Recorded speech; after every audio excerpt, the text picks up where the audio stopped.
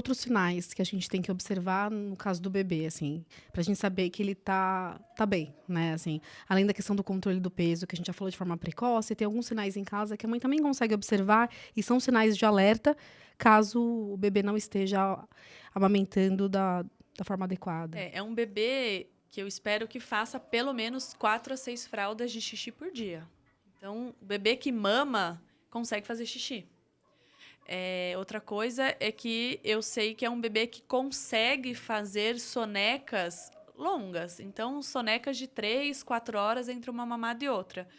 Aquele bebê que acorda de hora em hora, esse bebê tem grande chance de não estar conseguindo mamar. Porque ele deve mamar um pouquinho, aí ele dorme porque ele está cansado, e aí logo ele acorda de novo porque ele está com fome. Então, a gente entra num ciclo vicioso. A gente sabe isso estimula, né, esse aleitamento livre demanda, mas a gente tem que observar alguns sinais de alerta que eventualmente podem dizer pra gente que esse bebê precisa de um suporte mais de perto, de avaliação pediátrica e controle de peso, né? Acho que isso é super importante. É que quando a gente fala em livre demanda, a gente tem que saber que não é 24 horas no Pendurado peito, no né? peito. Porque senão você vai falar, gente, Não ninguém dá, né? aguenta. Não tem Ninguém, acho que como. mulher nenhuma ia aguentar se o bebê ficasse 24 horas no peito. Então, obviamente, o bebê, ele tem necessidade de colo, ele tem necessidade de sugar, porque sugar era o esporte dele intraútero. O que ele fazia lá? Além de dar cambalhotas dentro do líquido, lá no útero, ele também sugava a mão, o pé, às vezes o braço. Muitas vezes o bebê nasce com bolinha, que a gente chama de bolinha de sucção. É como se fosse uma bolha de sapato mesmo, só que de tanto que ele sugou, às vezes o braço, o dedinho.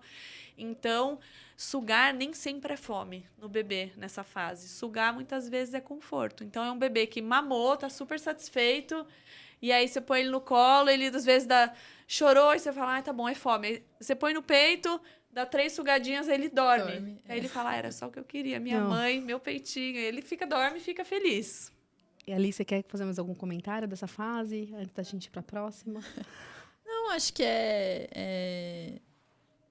sigo nessa ideia de que a gente se complementa muito, se ajuda muito, né? Eu acho que essa questão da amamentação não é porque é uma coisa fisiológica, uma coisa orgânica, que necessariamente é fácil, né? Na verdade, tem muitos desafios ter uma equipe de novo. A gente trabalha muito dessa forma, então não tem como a gente não falar disso, né? Como ter uma equipe alinhada, uma equipe que se ajuda, que se apoia, que compartilha da sua visão, inclusive, daquele casal que a gente está acompanhando, como isso faz diferença, né? E acho que também desmistificar um pouco, eu sei que a gente vai falar de amamentação mas em algum outro momento, porque tem muita coisa desse tema para falar. Muito. Mas entender que a gente, apesar de estar falando de aleitamento materno e da importância disso, isso não quer dizer que a gente é zero intervenção, né? É intervir quando for necessário. Entender que, às vezes, a colocação de uma fórmula pode ser uma ponte para a gente retornar para um aleitamento. Esse ciclo vicioso é muito importante de quebrar.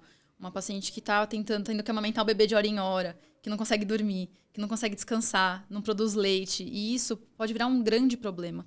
Se a gente consegue intervir antes, é excelente, né?